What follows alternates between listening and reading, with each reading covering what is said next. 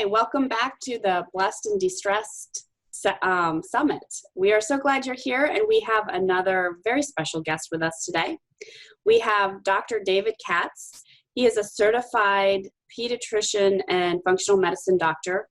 And for those of you who aren't familiar with functional medicine strives to find the root cause of chronic disease as opposed to just treating symptoms. Dr. Katz is also acquired certification in medical hypnosis and NeuroLinguistic program. Both of these methods enable rapid change. In over 39 years of practice, he has helped thousands of families with a wide variety of problems foster change, and he's enabled them to mentally, emotionally, and physically attain optimal health. He is a faculty member on Duke and Campbell University's medical schools, and he teaches medical and mental health professionals medical hypnosis. He is uniquely qualified to help people wondering what they can do to optimize their and their family's health, and his passions include sharing knowledge to attain one's best health, continual learning, woodworking, and his wife, children, and 7 grandchildren. Welcome, Dr. Katz. We are so glad that you are with us. Can you give us maybe a little more information about yourself and tell us how you got into this line of work? Well, thank you for inviting me to the summit. It's really a pleasure to be here, and it's something that so many of us need at this time. This has been a very stressful time for just about everybody, and so I'm so glad to see us addressing that and helping families to cope with all the problems that we've had. I've always been interested in health, and from the first day of medical school, I realized that our cells have tremendous capacity for healing, and that we just have to tap into that capacity and utilize all the different things that we can do to help us and enable us to be as healthy as we can. Of course, this is a topic that is very common in pediatrics. We see this every day, that children come in with complaints that are stress related, and so it's very interesting to research and to deal with it, and to help families to learn how to acknowledge and help their children to deal with the stresses that we have. Why then do kids even have stress? I mean, growing up, I don't remember having all this stress in my life. This environment these days is far different than it was. I'm not going to say when that was, going to age myself, but why do kids have so much stress? Because our lives are very different today than they were when we were growing up. When we were growing up, things were much more carefree. We had far less programming. We had less stresses. Our parents felt less stressed. They were more able to do things. More families were families where one parent worked and the other parent stayed at home. And today's families, due to many different reasons, both parents have careers and they're going in many different directions. And today's children are very programmed to do lots of different things. And it's wonderful that they're getting all these opportunities to learn things that they like.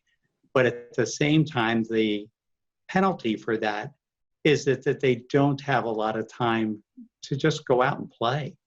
Our neighborhoods aren't as safe as they used to be in many places, and so that can be a concern.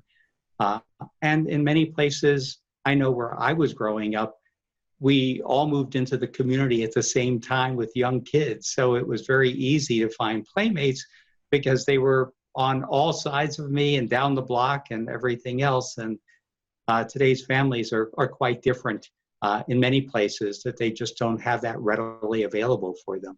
That's so true. I had that network of kids all around me, and we were constantly playing. And I think too, the food is different, and there's, that creates stress in kids' bodies and minds, I would assume as well. That's a major factor as well. When we were growing up, an apple, for instance, had 5 times more nutrients than the apples of today, as did many of our foods. Far fewer of our foods were processed. They weren't pickup foods. They were foods that had to be actually cooked from scratch, things that our grandmothers knew. And many times grandmothers cooked our meals because they loved it and we were nearby. Well, today with our families being in all distant areas, it's much more challenging for us to have that relationship with people. But particularly one of the things we will be talking about is the relationship with food, because that has a significant role in our health, physically, mentally, emotionally. And so that is a very critical issue for us to be dealing with to help children to be, and families, to be healthier.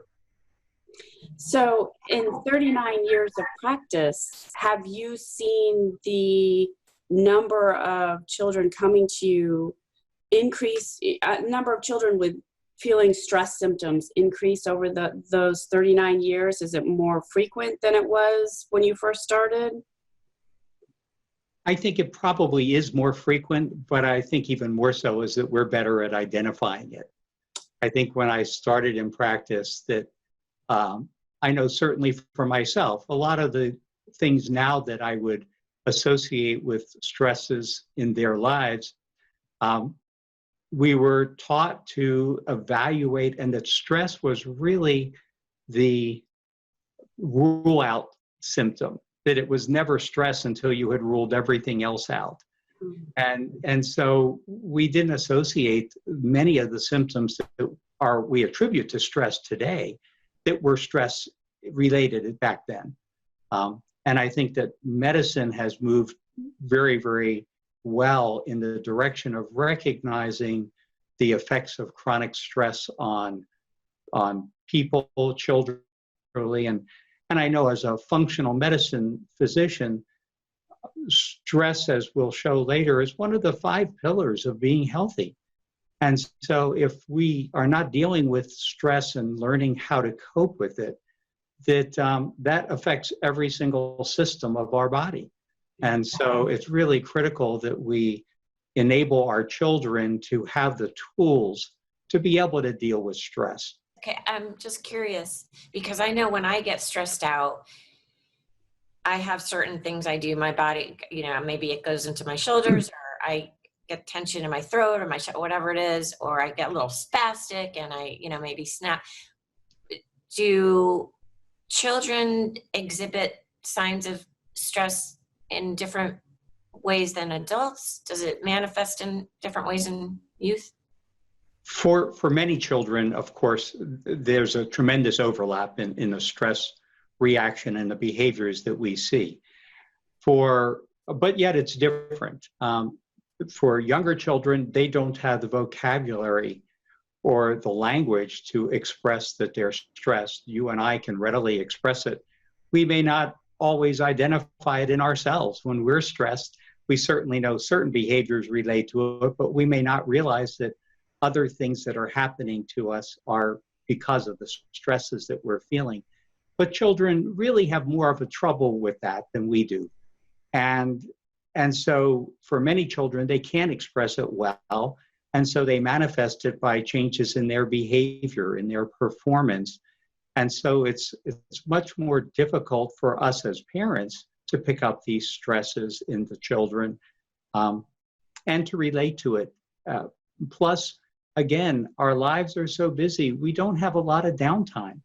We're not spending time where we're just sitting and listening, which is one of the really key things to help children to relate to stress, is that we just listen to them and hear them out non-judgmental and without criticism, just let them talk or express themselves. And that does wonders to helping them to learn to cope. So what are some of the signs that you have seen as stress in children that parents can look for when they're dealing with their children or other people's children? There are many, but I think it's really important to recognize how prevalent this problem is.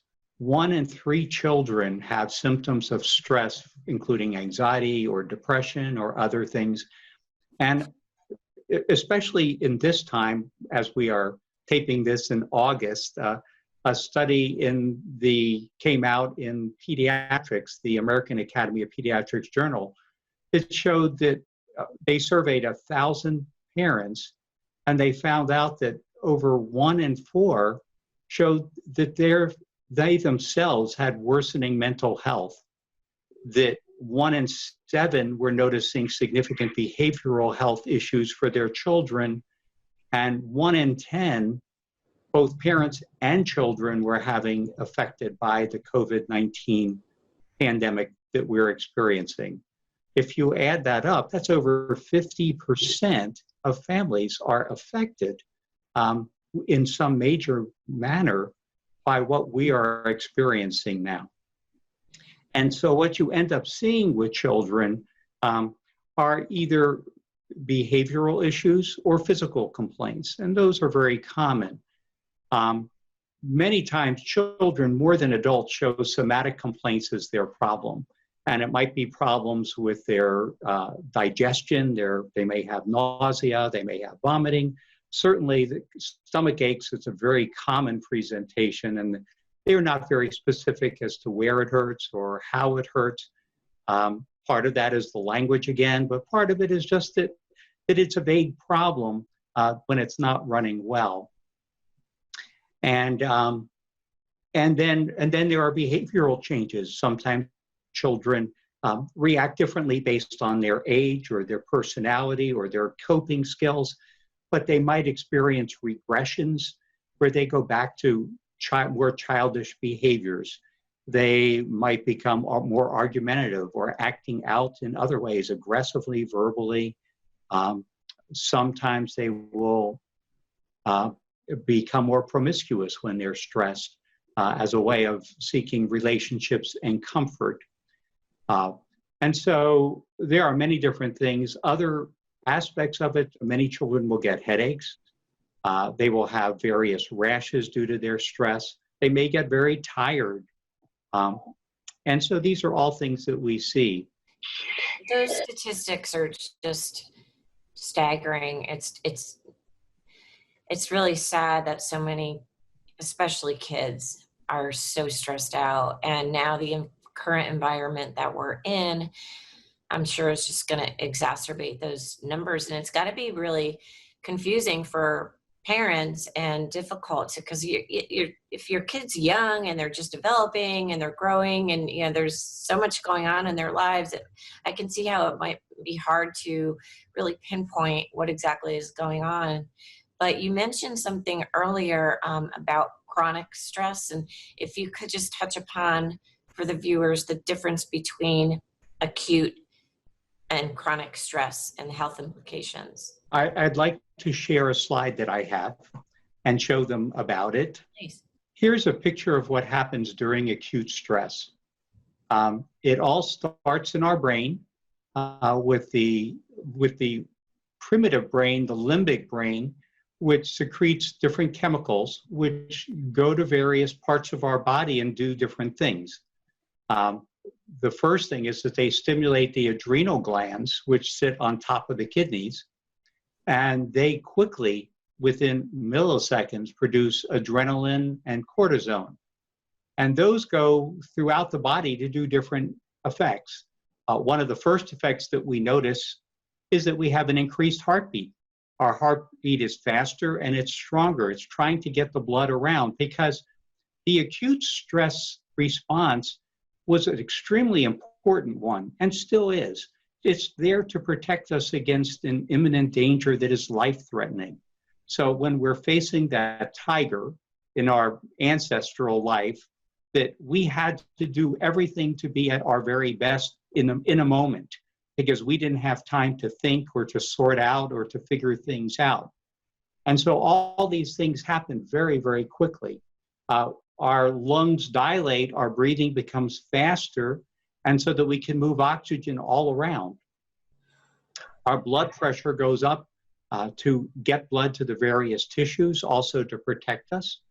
And it goes to our liver to convert the sugar that's stored there into glucose, so all of these tissues can have the proper energy to do what they need to do. As well, we notice, as you mentioned, Lynn, that we get tense.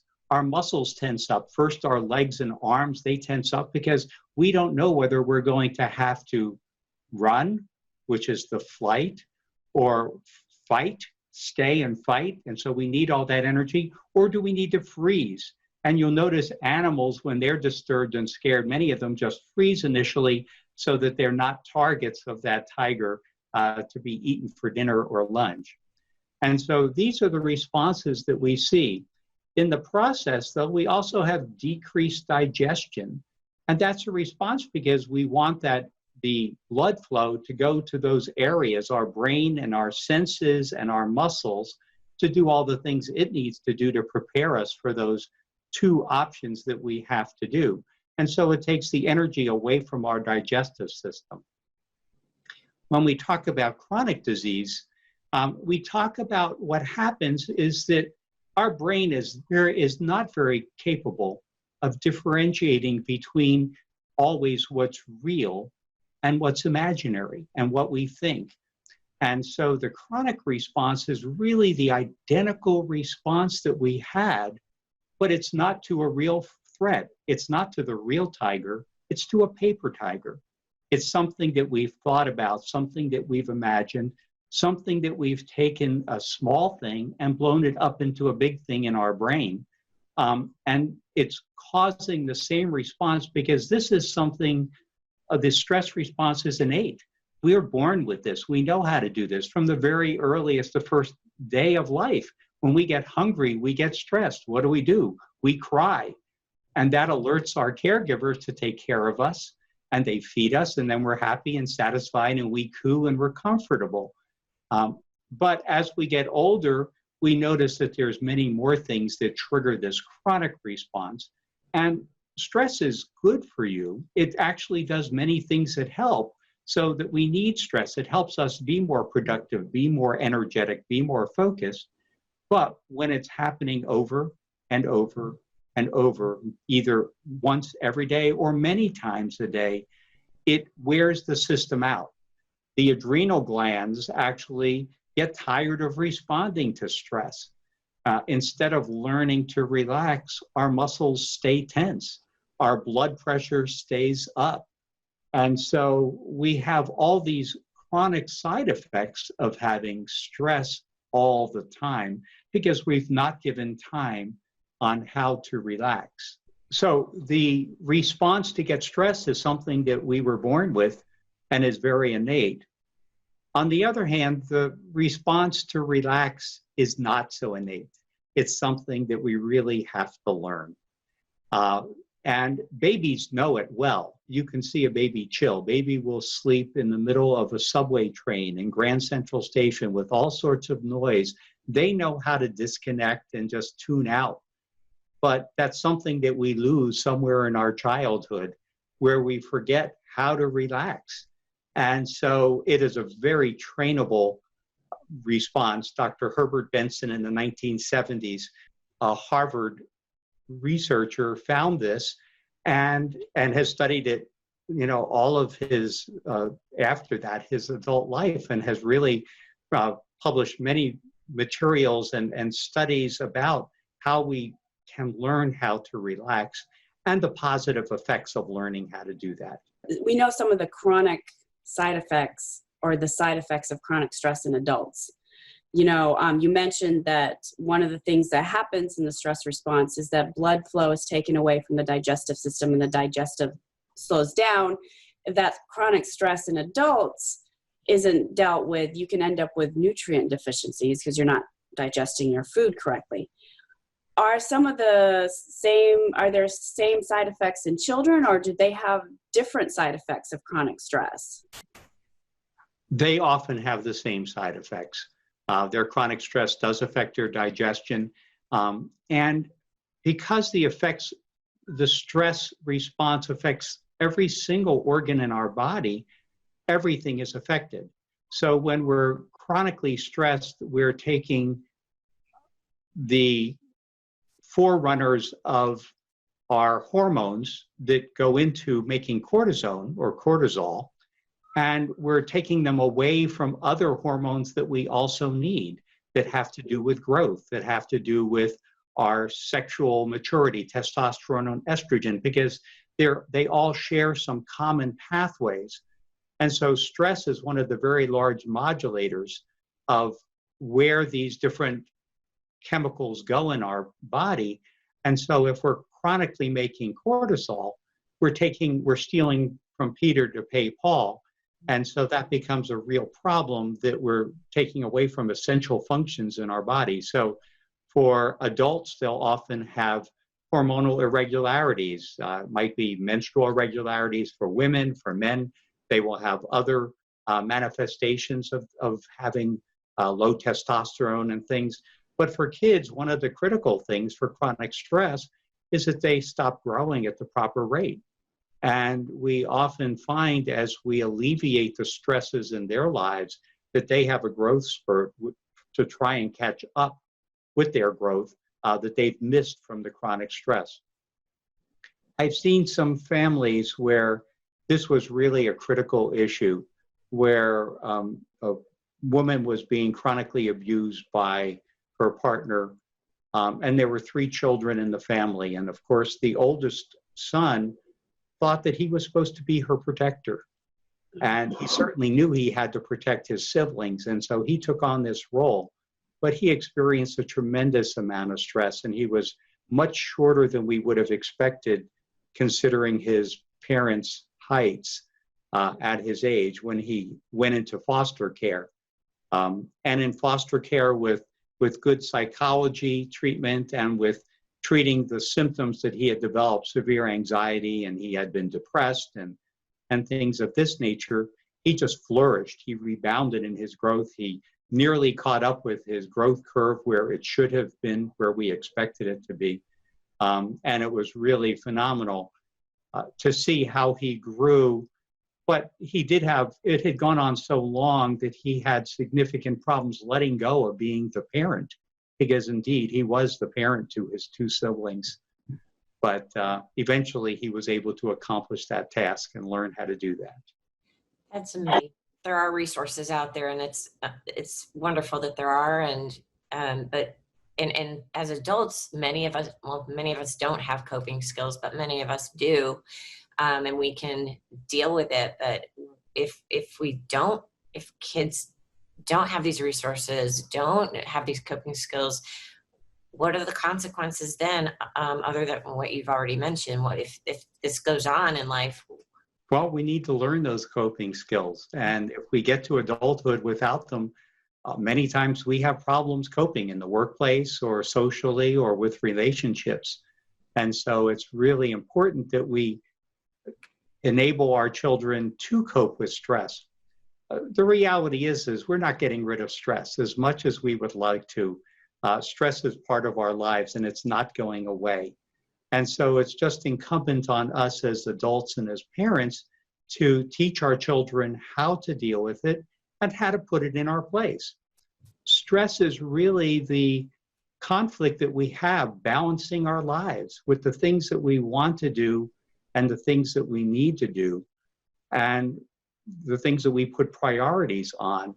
It's so important to just balance that and to know what we're going to do. And we're not born with these coping skills, and so it's really incumbent upon parents to allow them to develop and encourage them and to help them to blossom so that they can deal with the stresses that we're all going to experience. I would imagine when you're dealing with a kid and helping children to develop coping skills, that often hand in hand, then the parents probably need the same right? Very much so. It's not that they don't have them, they often do, but very few of our parents ever taught us how to relax. It just wasn't in their playbook. They weren't, as when they were growing up, their parents never taught them, and that wasn't part of their parenting skills. And as we've talked about, we probably didn't need it as much as we do today. But it's so critical today for parents to teach those skills to those children at all ages. And of course, it changes as they become more able to communicate their needs and their concerns, to be able to do that. It's really critical to spend time listening. One of my daughters has established at a very early age with her family that every night at the family dinner table, and that is really so important to have a family dinner table where everybody sits down together at the same time and eats, which is difficult because my other child's family has challenges because they're all in different activities, all after school and in the evening. So the opportunity is less for them to do that. But when my daughter sits down with her family every night, from the youngest, that even at age 3, they shared their roses, thorns, and buds for the day. And it's just a beautiful experience to hear them talk about the roses, the great things that happened to them that day. And it could be simple things, just seeing a flower or smelling something or hearing the birds. But it's showing gratitude and showing recognition that there are good things that happen in our life. That is beautiful. And I love that you touched upon gratitude, because I often talk about appreciation, because you cannot be in 2 regions of the brain at once. And when you're stressed, you're in those regions that are going to keep you in stress. What you cannot be, when you're in appreciation, you're in a much better place to grow and heal, but you can't do both at the same time. And I think it's beautiful I love that idea. And the dinner table, so important. That, I mean, that was magical for me. I'm glad you shared that. I got so excited I lost my train of thought. Oh, it's wonderful. But they also get to express their thorns for the day. Things that might have been conflicts with a fellow student or a teacher or with a sibling, where they can express what's going on. And it's a great place to tap into what your child is thinking and to realize areas that you may need to involve either deeper conversation with privately, or to work out some of the issues, to ask a sibling, well, this happened to you last year. What did you do?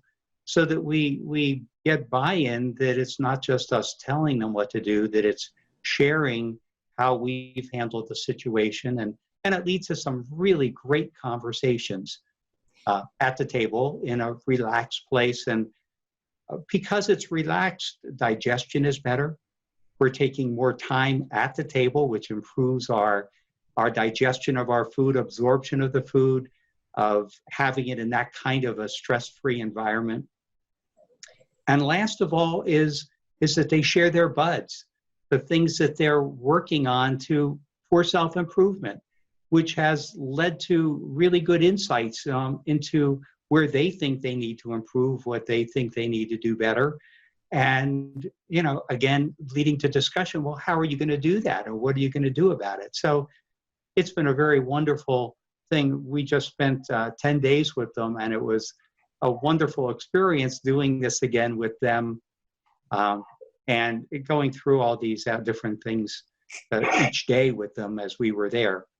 Of course, it's somewhat unreal since they're not in school and I'm not working at a work job at this point. We're doing mainly telehealth, but nonetheless, it's really good that we had time with them and we got to share this.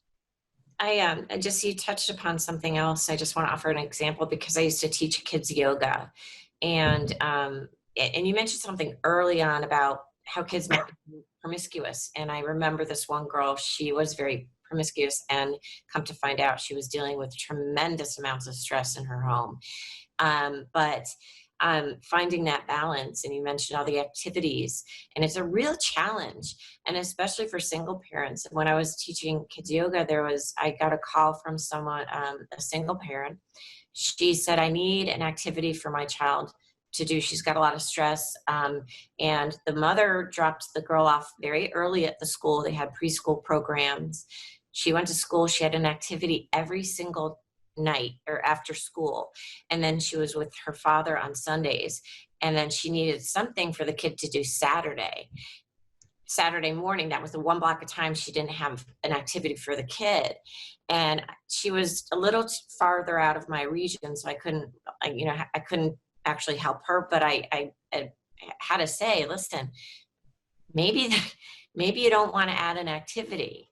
Maybe you just want this to be downtime, because it was such a tremendous load for this child. But I think I mean, this is a serious challenge right now.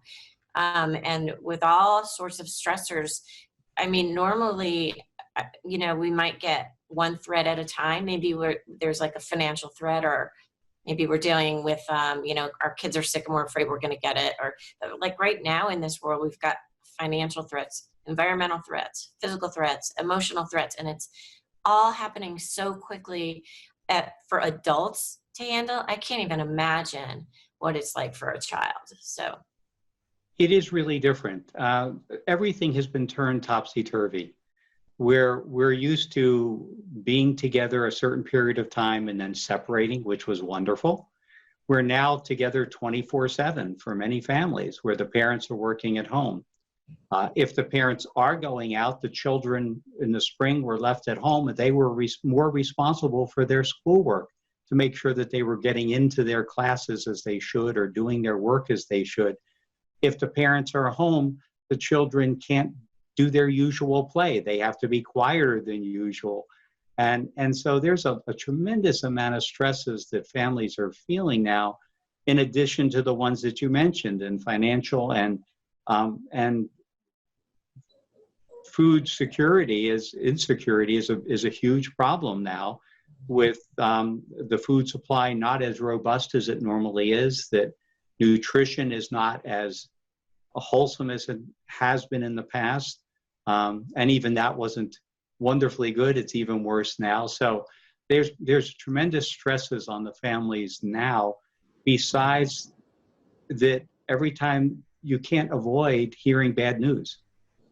And so that's a big stress too, that children are hearing things that before they would not be hearing news, because even if you're watching an innocent show, there's always a news flash or a news break about something that's bad that's happening, either socially or infectious-wise or something in our world. And that's very scary for kids to hear all these things. Yeah. Besides maybe parents helping to teach kids how to handle the stress and to how to relax and modeling that behavior, I think parents need to model it also. How do you help treat chronic stress in children? Well, let me just share where we start, because this is a multi-factored treatment plan. It's not a one-step-fits-all. The first thing we do, and I'm going to share this with you, is that we look at our lifestyle factors. And these are things that are essential. As you notice, health is at the very top of the lifestyle. But it's so important that each one of these pillars that are holding up health be met to deal with it. And so one of the first things that's critical for health in general, but particularly for stress, is sleep. Because when we sleep at night, so many positive things happen.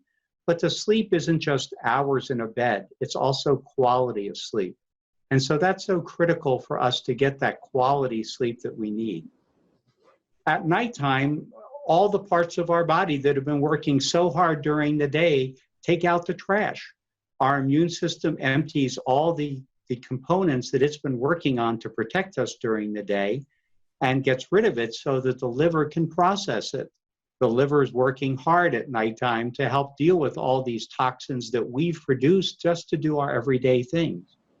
The brain also has its own garbage collection system that works very, very robustly at night.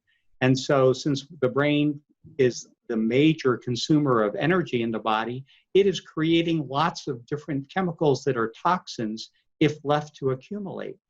And so by getting adequate sleep, it allows the brain to flush out these toxins so it's ready for its job the next day. Exercise is critical for everything as well. All parts of our body do better.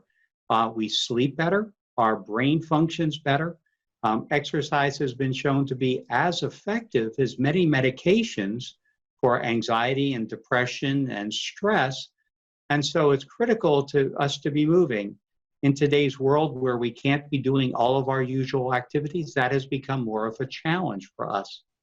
And so one of the things that I've been prescribing for families as I see them when they can't get out and do their usual exercises is to do something called the 7-minute workout. And this is a free app on your phone, tablet, or computer that literally you do 7 minutes of high intensity training, and you could do it at whatever level you're at, but you work as hard as you can on each exercise for 30 seconds, and then you rest for 10.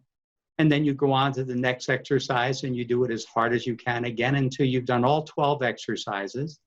And if you actually do 2 sets of this, which is a whopping 14 minutes, it's equivalent to 50 minutes of jogging.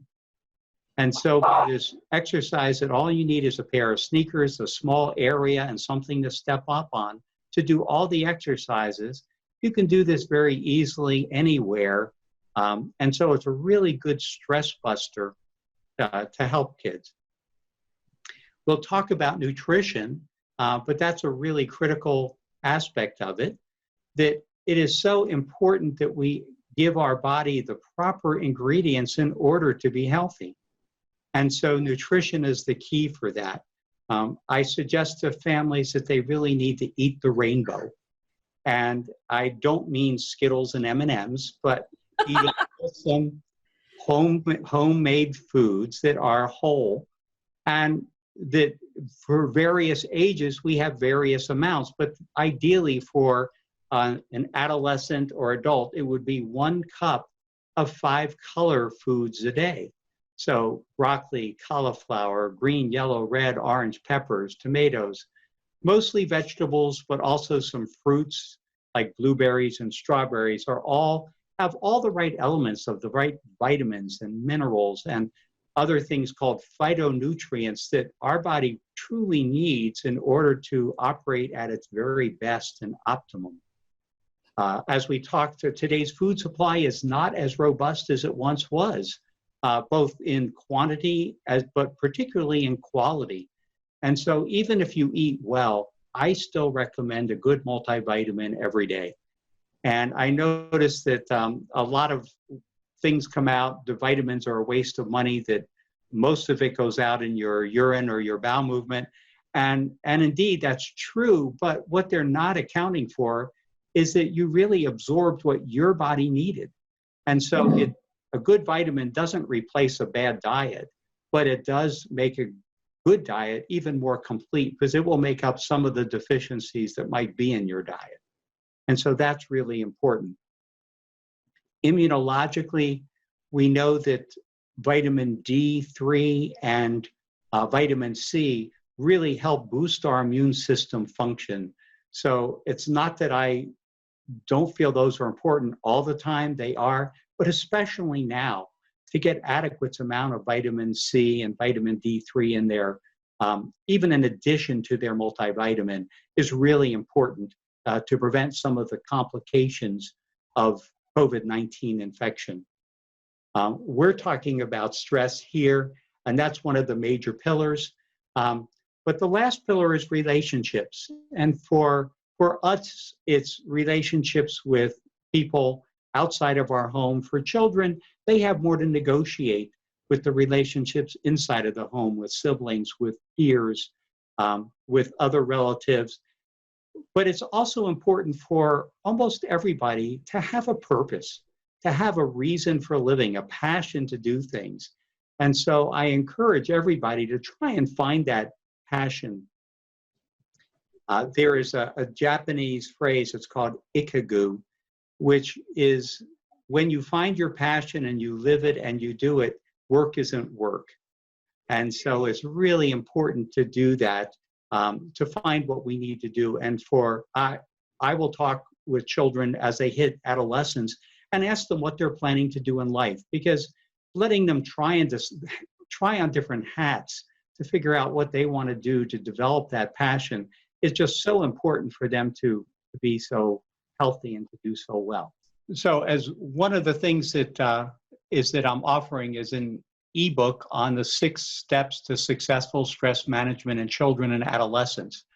And as we've talked, the first step is lifestyle that we've mentioned.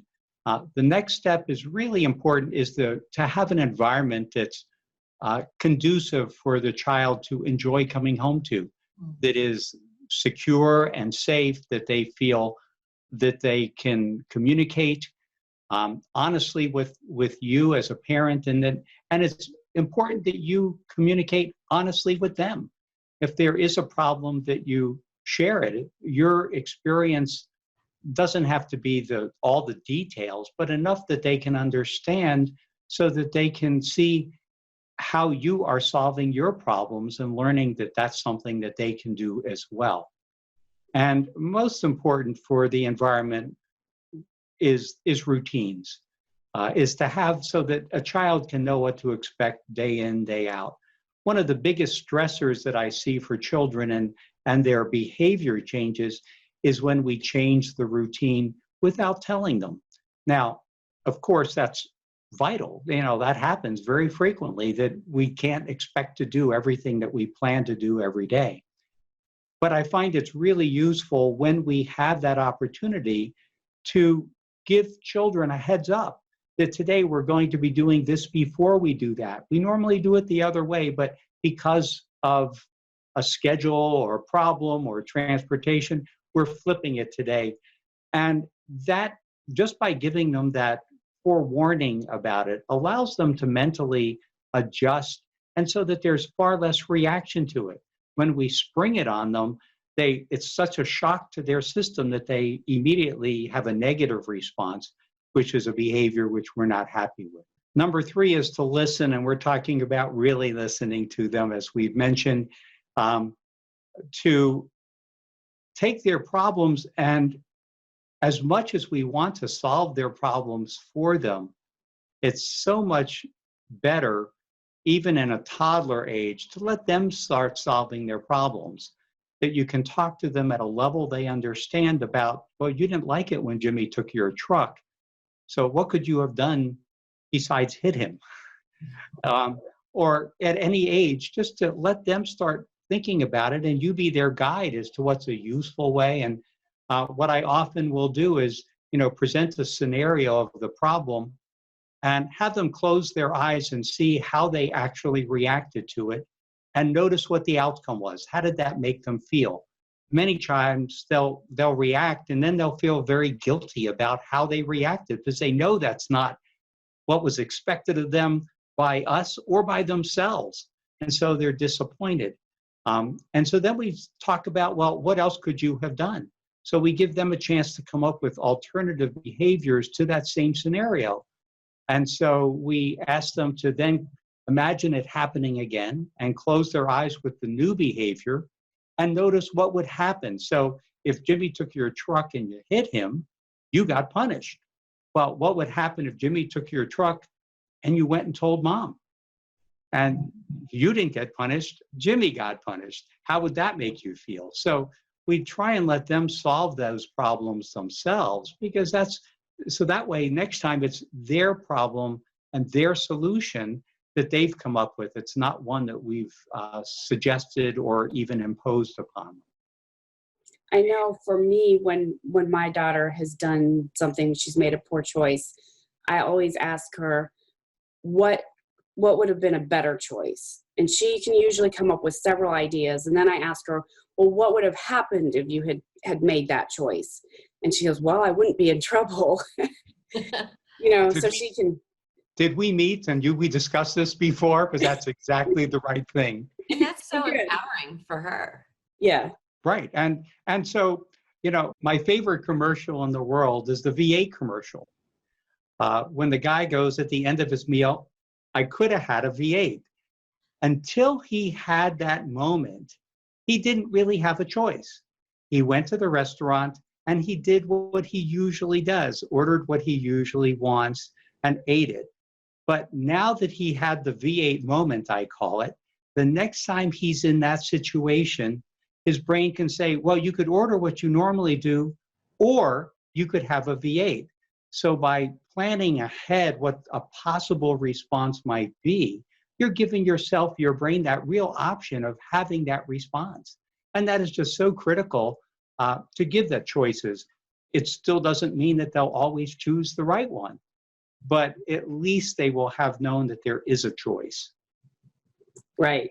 Next on the list, number 4, is time to unwind. And as you mentioned before, it's really right. Lynn, you were talking about that child doesn't need a program every day to do something.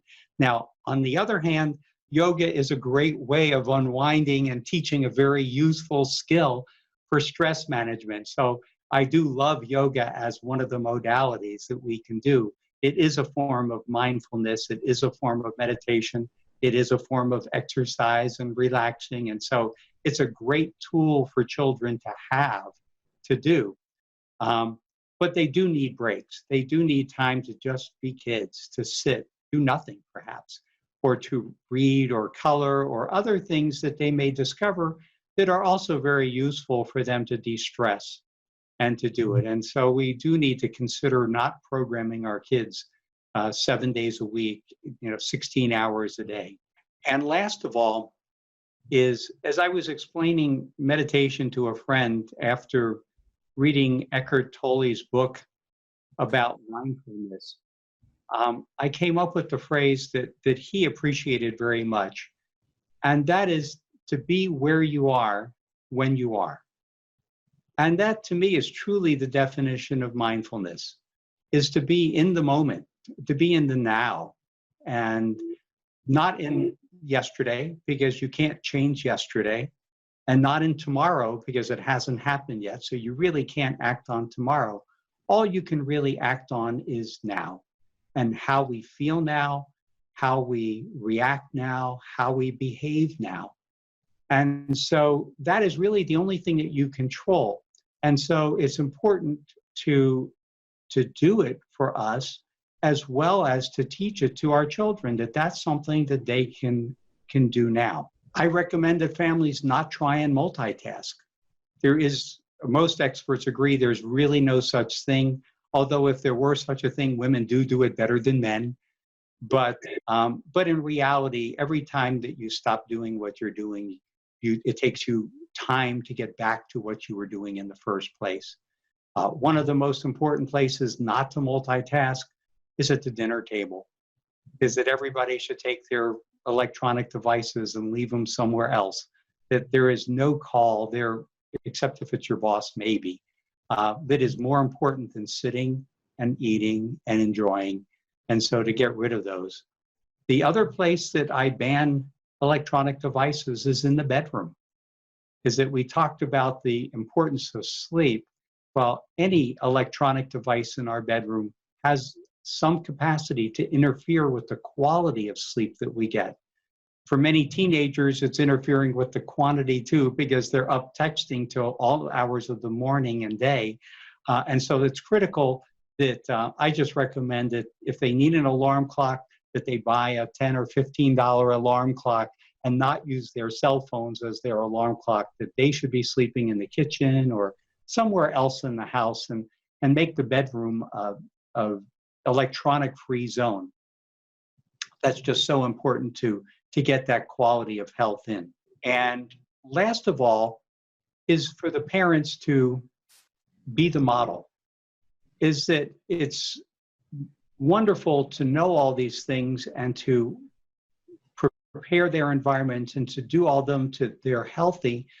But most important of all is children model their parents. And so you've got to do what you're telling them to do. And it's just real critical that they can see you exercising, that they can see you doing things to spend time relaxing, to eating healthy, to living the lifestyle as we've talked about it. Because when they see that, that's something that they can model and that they can do themselves, because it's very natural. Those are the 6 things we go into greater depth in the book about how to achieve those things and what to do, as well as we're covering various tools for mindfulness that are really important that you can teach your child. Other things besides what we've talked about that are really relevant in helping families is that there are herbal treatments that we can do. Ashwagandha is one particular herb that is really useful for stress, but there are many others. And to utilize these things, you should probably be speaking with someone who is knowledgeable about them, who can give you guidance, because even though they're herbal and they're natural, that doesn't always mean that they're safe, particularly for children.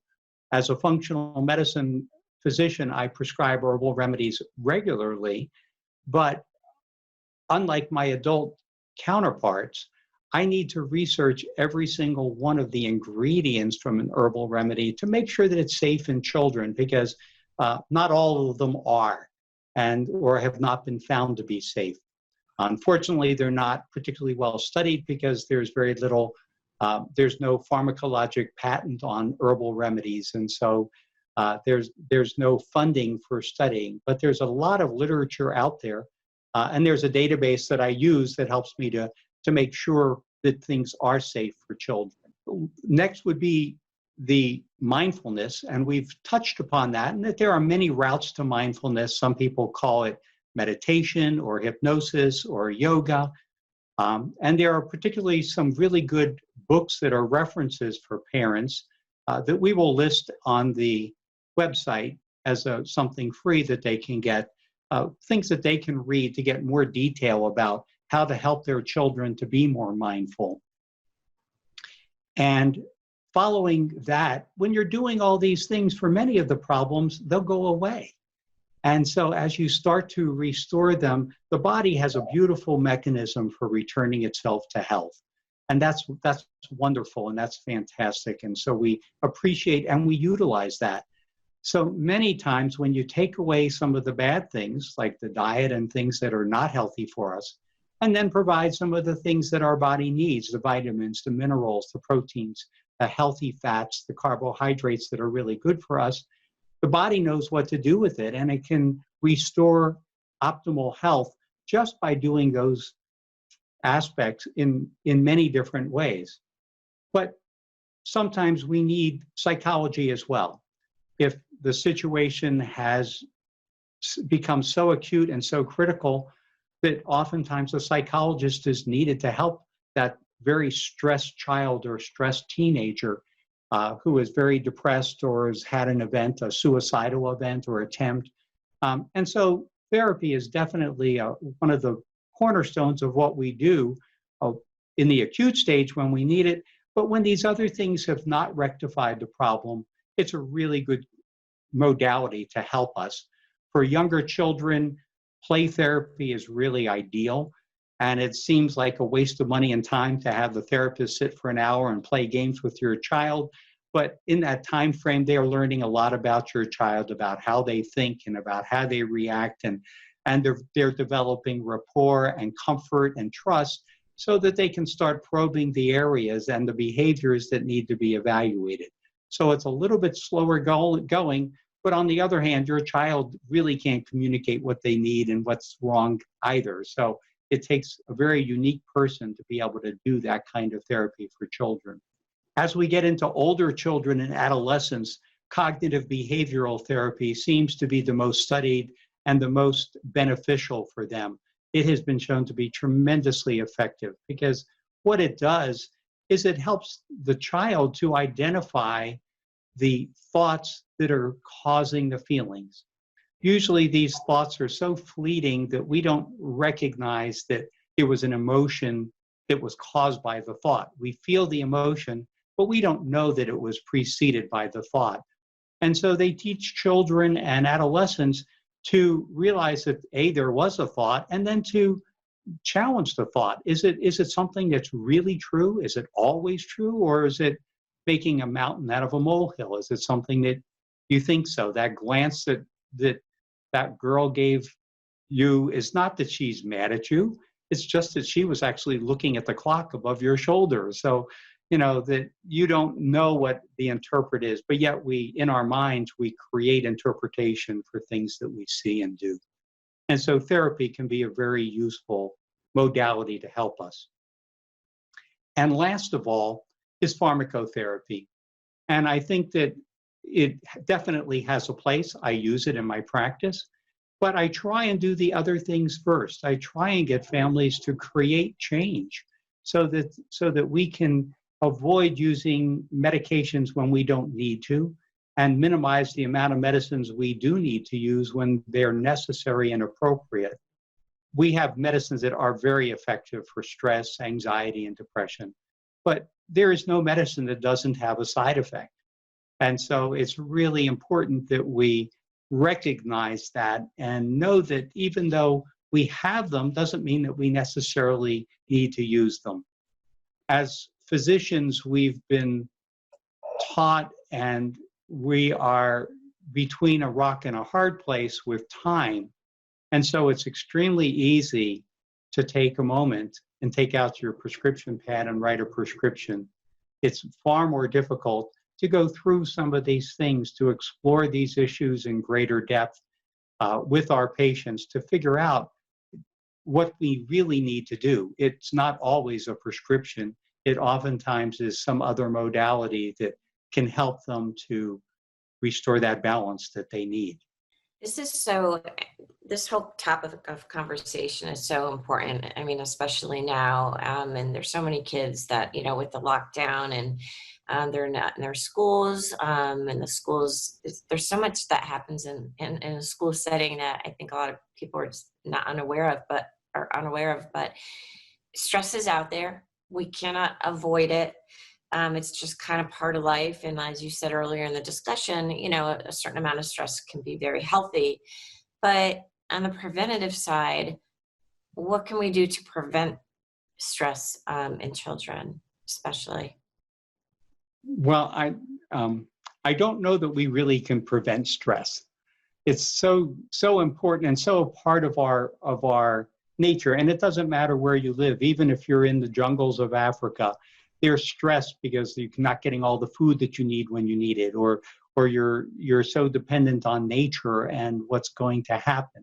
So I don't think that we can avoid stress, but what we have to recognize is that we do have to teach children how to cope with it and what they can do for it. We need to provide trust in the environment. We need to communicate with them honestly and fairly and listen and acknowledge them. We need to reinforce their self-esteem. That has taken a tremendous beating these days because there are so many things that are competing with them, from looking at whatever social media they use, whether it be TikTok or whether it be other media, where they think that everybody's life is better, everybody's life is greener, their pasture is greener on the other side of the fence. And of course, people don't put on these modalities their bad stuff, they put on the good stuff. And so there's a well-known phenomena called Facebook envy, where people are envious of everybody else's Facebook life, but that's not really their life. That's not really the life, that's just the life that they're portraying to the world. And so we need to find activities for our children that they can be successful in. So it's really important to reinforce their self-esteem and to find activities that they can be very successful and feel good about themselves. I think as parents, we want our children to succeed, but sometimes we go overboard. Sometimes we exaggerate the success that they're experiencing. And, you know, for many children who by age 7 or 8, they are really aware of how things are. And so when they bring you a picture that is not really so good and you say, oh my gosh, that's a phenomenal picture. It's like a Rembrandt, or, you know, and it's great. And they say, huh? No, it's not. It's pretty bad. That actually diminishes your opinion in their eyes.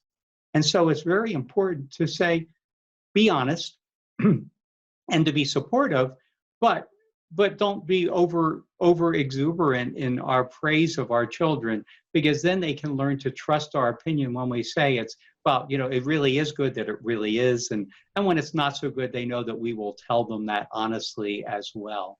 And, you know, it must be, especially in this time, I would imagine if our kids seeing all this messaging out there, that it must be easy for them to go to, like, I am unsafe in this world. And the world is an unsafe place. I'm fearful. I mean, that has got to be a tremendous load for a kid, I would think. I've been somewhat surprised. I've been doing a lot of telehealth, And that's part of what we discuss with no matter what the complaint is how their family is handling these times, and do they need extra time or effort to work on that. And I've been surprised at how well kids are coping with it. That I've been very pleased, certainly with the patients that I'm seeing, that they're doing okay.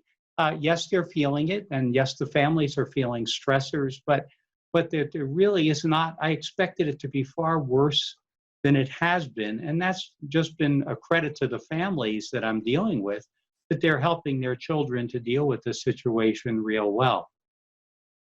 Do you have any tips for families who maybe don't have the support of a therapist or a doctor right now, what they can be doing to talk with their children about what's going on in a way that's not going to cause the child more stress, or other tips or tricks that parents can do to help their child understand the situation but not be fearful of the world?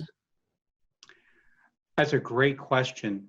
I think it starts very early, that as even our younger children, the first things we need to do is to just sit with them and just be with them and let them express and let them talk and let them play. As they get older, we can ask them to use their imagination and to recount things that they have seen, to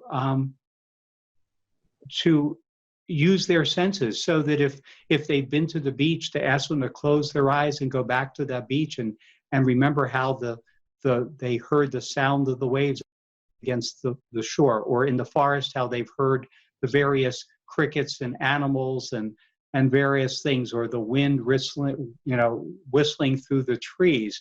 That these are all things that we can teach our children to do from a very early age, to not only creates an appreciation of life and nature, but it allows them to move into another direction so that we can help them to deal with this. And so by doing this from early on, we really can help our kids to deal. For today, there are some very good resources. I've recorded some video blogs on how to talk to your children about COVID-19. And they can find them probably on the web, probably in Facebook, where they can find some of those. Some of them are accompanied by text of what I've said. So if they don't want to watch the video, they can read the text for them. But they're out there with how to talk to your children about COVID-19 in an age-appropriate manner, and that's really the key.